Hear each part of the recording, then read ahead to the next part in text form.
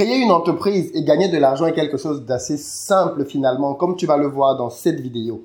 Malheureusement, on nous a fait croire le contraire. On nous a fait croire que c'était très compliqué, qu'il fallait être très brillant pour pouvoir y parvenir. Mais je crois que l'une des raisons pour lesquelles on nous a véhiculé ce message, c'est pour nous pousser à tous devenir des salariés qui allons échanger notre temps contre de l'argent et en faisant ceci, nous allons enrichir un patron. Mais l'arnaque est terminée et dans cette vidéo, je vais te révéler les 5 piliers sur lesquels toute création d'entreprise doit reposer. Et si jamais tu as essayé quelque chose et que ça n'a pas marché, tu te rendras peut-être compte que c'est parce que tu as négligé l'un de ces 5 piliers-là. Donc reste jusqu'à la fin pour ne rien manquer de cette vidéo. C'est parti!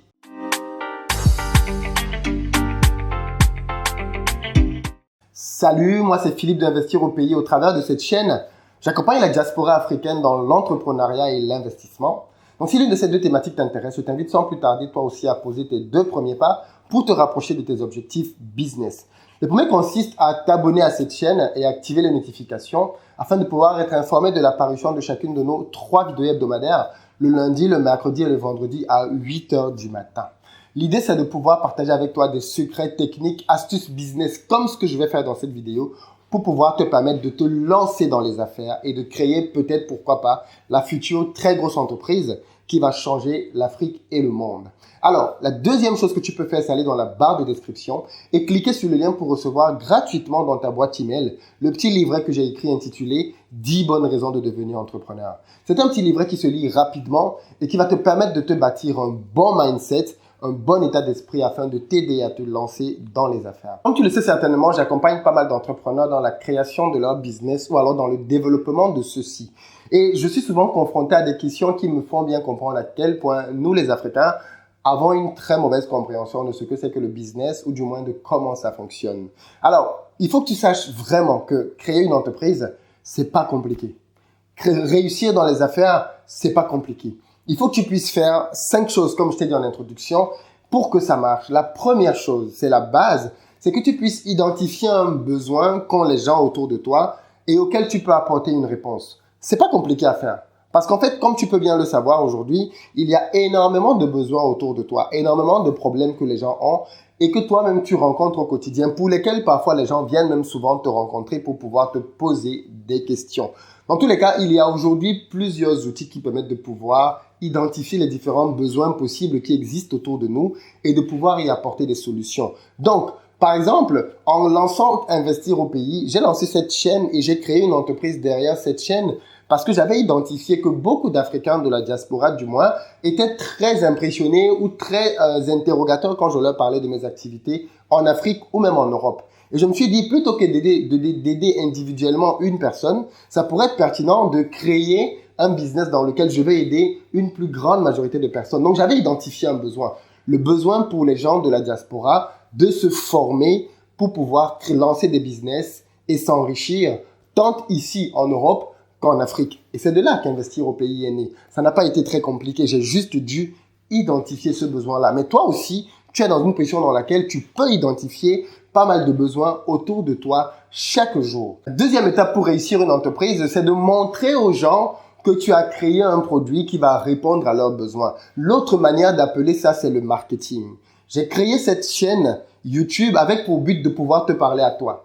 Toi qui m'écoutes aujourd'hui, pour que tu puisses savoir que je crée des formations pour pouvoir t'accompagner, par exemple, pour pouvoir investir en Afrique dans l'élevage de poulets, dans la pisciculture, dans l'agriculture, pour faire de la culture du piment et dans la culture de la banane plantain et j'en passe. J'ai créé pas mal de formations, mais si je n'avais pas le canal YouTube, tu ne l'aurais jamais su.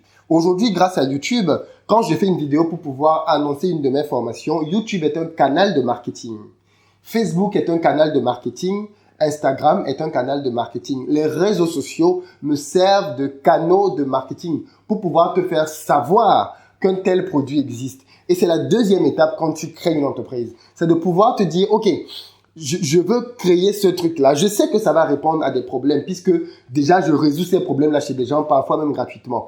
Maintenant, comment je fais pour que les gens le sachent? Et crois-moi, à ce niveau-là, beaucoup d'entreprises meurent parce qu'elles ne parviennent jamais à faire savoir qu'elles résolvent un problème. Or, si les gens savaient que cette entreprise résolvait ce problème-là, en plus, à ce prix-là, elle serait déjà peut-être multimilliardaire. C'est le rôle du marketing, les moyens que tu vas mettre en œuvre pour pouvoir faire savoir aux gens, oh, j'existe. Et je pense que ce que je fais ici vous intéresse parce que ça répond à votre besoin, notamment en tant que diaspora ou même en tant que personnes qui sont sur le continent africain, de pouvoir investir chez eux. Donc, investir au pays avait besoin de plateformes pour pouvoir le faire. Voilà pourquoi les réseaux sociaux sont devenus aussi des plateformes essentielles dans le domaine du business. Troisième pilier, la vente. Alors oui, j'ai dit aux gens que je faisais des formations, mais maintenant, l'étape d'après, c'est il faut que je puisse fixer un prix qui va faire que les gens que j'ai en face de moi, qui sont vraiment intéressés par ma solution, puissent payer pour cela. Je n'ai pas fait mes conférences business à 3 000 euros. Je ne citerai pas le nom, mais il y a des gens dans la diaspora qui font des conférences business à 3 000, 4 000 euros. Et les gens payent pour y aller. Moi, j'ai voulu toucher un plus large nombre de personnes. C'est pour ça que des conférences business, j'organise une conférence business tous les 2 mois à Paris, afin que vous le reteniez et que quand la prochaine conférence arrivera, que vous ne soyez pas surpris. La prochaine conférence business, c'est samedi 26 janvier, donc dans très peu de temps à Paris. Et il y a encore quelques places de disponibles. Donc, et les conférences que j'organise, pour ceux qui ont déjà été là, sont de franc succès. Si tu as envie de te former, comment est-ce que j'aboutis au prix? Il y a tout un nombre d'études que je fais derrière pour aboutir à un prix. Mais mon prix, il est assez accessible, comme tu pourras le constater en allant dans la barre de description. J'ai un lien qui te donne la possibilité de pouvoir réserver ta place et être avec nous le 26. Donc, une fois que tu as amené les gens vers toi, que tu leur as fait savoir que tu proposais tel produit ou tel service qui va répondre à un besoin qu'ils ont eux, il faudrait que ce soit un besoin pour lequel ils soient prêts à payer. Je pense que tout le monde comprend de manière utile et nécessaire de payer pour avoir un téléphone. Tout le monde comprend utile et nécessaire de payer pour avoir de l'eau ou de l'électricité. Tout le monde comprend utile et nécessaire de payer pour faire des études ou pour faire une formation. Donc, je pense que tout le monde comprend de manière nécessaire qu'il est utile de pouvoir investir pour pouvoir, par exemple, apprendre à faire une des formations que je fais parce que derrière, en plus, ils apprendront à gagner de l'argent grâce à cette formation-là. Donc, il y a ce genre de choses qui ne sont vraiment pas compliquées. Ce que je te dis là, je pense que tu t'en rends compte. C'est pas sorcier ce que je suis en train de te dire. Hein. J'ai pas fait Harvard, Polytechnique pour découvrir ça. C'est vraiment assez simple. Et je veux que tu sois démystifié par rapport à la création d'entreprise. C'est d'ailleurs pourquoi est-ce que j'ai décidé, comme je l'ai dit dans la semaine dernière, d'aller en Afrique pour apporter ce message-là. Et je serai à Abidjan et à Cotonou, Abidjan en Côte d'Ivoire, Cotonou au Bénin, pour pouvoir faire 2 conférences business pour donner des outils aux Africains sur place pour qu'ils puissent devenir eux-mêmes les maîtres de leur destin, les maîtres de l'économie dans leur propre pays. Donc, ces conférences-là sont à ces dates-là, le 2 et le 9 mars. Retenez bien ces dates parce que bientôt, je vais ouvrir les ventes pour pouvoir vous permettre de pouvoir réserver vos places et y assister. Mais dans tous les cas, retenez bien ces 2 dates-là. Il faut que la création d'entreprise devienne quelque chose qui soit aussi familier pour l'Africain que manger du pain. Mais vraiment, hein, il faudrait que tout le monde, même le vieux qui est au village, la vieille, sache créer une entreprise. C'est pas sorcier. Il faut que l'on puisse tous apprendre à détecter les idées autour de nous, à voir les problématiques et à les changer. Faire connaître ces problématiques avec le marketing et bien évidemment, savoir vendre à un prix juste pour la personne en face de toi. Une fois que tu as réalisé cette 3e étape, il reste une 4e étape. La 4e étape, c'est la satisfaction de tes clients. C'est-à-dire que quand tu décides de vendre un produit ou un service, et ça c'est quelque chose que malheureusement dans lequel nous péchons souvent en tant qu'Africains, nous n'avons que faire de la satisfaction des gens. C'est pour ça que malheureusement, certains commerces ferment. C'est-à-dire que tu as vendu un produit aux gens, tu ne t'es jamais assuré qu'ils étaient satisfaits ou pas. Tu ne t'es jamais assuré qu'il y avait des choses à améliorer dans ton produit ou dans ton service, de telle sorte que tu écoutes le retour de ton marché pour pouvoir améliorer ton service. C'est pourtant très simple. Ma première conférence que j'ai faite à Paris, je l'avais faite dans une salle de 30 places. On était 32 ou 33 ce jour-là. La salle était très petite. L'organisation était très bonne, mais les gens m'ont donné des conseils. Je l'avais fait de 14 à 18 heures. Les gens m'ont dit non, Philippe, on a besoin de plus de temps. Ce que tu dis est très profond, pertinent, on a besoin du temps pour pouvoir échanger. La 2e conférence, j'ai modifié le format. On a commencé vers 10 heures jusqu'à 19 heures. Et j'ai invité un intervenant, 2 intervenants d'ailleurs lors de la précédente conférence, pour pouvoir davantage étayer. Mais comment j'ai fait pour que cette conférence, la 2e, ait été un franc succès? C'est parce que j'ai écouté les retours de mon public. J'ai écouté les retours de mon marché. Pareil, la 3e conférence qui sort le 26, qui est le 26 janvier, j'ai encore pris en compte les remarques des gens et je l'ai encore amélioré cette conférence-là. Donc, c'est comme ça qu'une entreprise se développe, en écoutant ce que les gens disent, en l'appliquant et en l'améliorant. Parce qu'en fait, tu fais le business pour résoudre, ne l'oublie pas, leurs problèmes. c'est pas pour faire ce que tu veux. C'est pas pour leur imposer ta manière à toi. C'est pour leur donner ce dont ils ont besoin. Il faut donc que dans ton business, tu aies un moyen d'avoir des retours clients pour savoir s'ils sont satisfaits ou pas. Moi, par exemple, quand je fais des formations, les formations dont je t'ai parlé sur le poulet, sur le piment, sur la pisciculture, l'agriculture, ainsi de suite, je m'assure toujours que les gens qui ont pris mes formations puissent me faire des retours de satisfaction ou d'insatisfaction pour améliorer mes formations. C'est pas pour faire le malin, mais c'est vraiment pour les améliorer. Donc, le quatrième élément, donc, pour réussir un business, c'est t'assurer que dans ton business, tu as un moyen de regrouper les informations de ton marché, de tes clients. Le cinquième et dernier élément dont il faut prendre compte dans un business, c'est la profitabilité de l'entreprise. On ne fait pas d'entreprise pour faire du social. Et souvent, les gens ne comprennent pas ça. Quand ils me disent, oui, mais Philippe, tu as fixé telle formation à tel prix ou à tel autre prix, pour qu'une entreprise soit rentable, pour qu'une entreprise vive et soit durable dans le temps, il faut qu'elle soit rentable.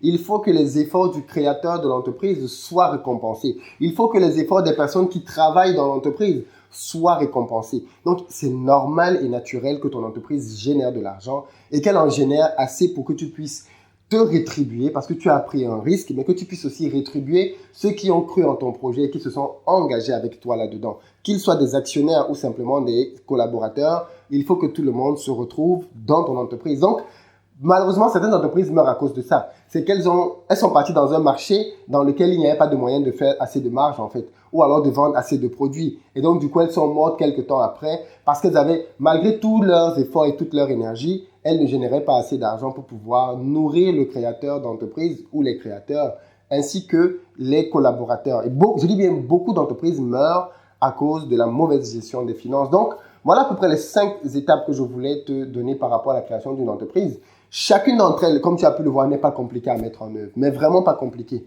Le problème, comme je t'ai dit, c'est qu'on t'a mystifié les choses. Mais le 26 janvier, je vais aller davantage dans les détails. Je te donnerai des outils, je te donnerai des méthodologies que je ne peux pas partager sur YouTube. Si tu veux y voir plus clair et que tu es en France, parce qu'alors, pour ceux qui vont me dire qu'ils sont loin, je te rappelle que des gens viennent d'Autriche, des gens viennent d'Angleterre, des gens viennent d'Allemagne, des gens viennent du Canada pour assister à mes conférences business, des gens viennent de Suisse, des gens viennent d'un peu partout pour assister aux conférences business que j'organise à Paris. Quand quelqu'un m'écrit pour me dire qu'il est à Metz, 2 heures de Paris, pour me dire qu'il est à Lyon, 2 heures de Paris, pour me dire qu'il est à Marseille ou à Nice et qu'il est loin, je me demande s'il est conscient de ce qu'il est en train de dire. Non, mes amis, je ne vais pas délocaliser les conférences de Paris pour aller dans chaque ville de France quand je vois qu'il y a des gens qui payent des billets d'avion d'autres pays pour venir se former. J'invite vraiment ceux qui sont en France, peu importe où ils sont, à considérer que c'est un investissement dans leur propre vie pour pouvoir passer à l'étape supérieure. L'année dernière, tu voulais peut-être lancer un business. L'année s'est passée, tu n'as rien fait. Si tu reproduis les mêmes choses que tu as fait en 2018, crois-moi, tu auras les mêmes résultats. 2019 se terminera et tu ne feras rien. Là, je te donne l'opportunité de venir et surtout de rencontrer d'autres jeunes entrepreneurs comme toi ou même des chefs d'entreprise. Et crois-moi, venir à de tels événements te change. Parce que quand tu ressors de là, tu as un peps, tu as une niaque et tu as juste une envie, c'est commencer dès le même soir à mettre tes premiers jalons pour développer ton propre projet. Donc, viens à ce type d'événement, conférence, séminaire. En plus, celui-ci, il est un peu afro. Et ce qu'on va se dire là-bas, clairement, ce sont des choses qu'on a besoin d'entendre et qui vont nous faire du bien. J'ai déjà donné rendez-vous aux gens qui sont à Abidjan et à Cotonou. Je veux que ceci soit gravé dans les esprits. J'arriverai en début mars. Les ouvertures vont être faites bientôt pour pouvoir réserver vos tickets. Mais préparez-vous parce que 2019 doit être différent de 2018. À très bientôt.